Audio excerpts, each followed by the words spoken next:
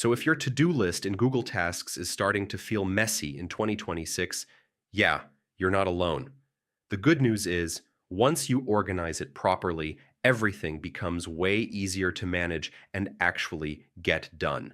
First, create separate lists instead of using just one. Split things into categories like work, personal study, or projects so everything has its place. Next, group similar tasks together inside each list. This helps you focus on one type of work at a time instead of jumping around. Now, rename your tasks clearly. Instead of vague labels, use action based names like submit assignment or reply to client email.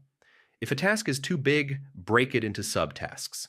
This makes everything easier to follow and helps you track progress step by step.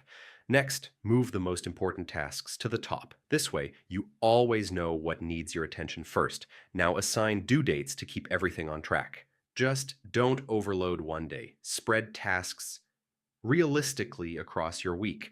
Finally, regularly check off completed tasks and remove anything outdated. A clean list helps you stay focused and motivated. And that's it.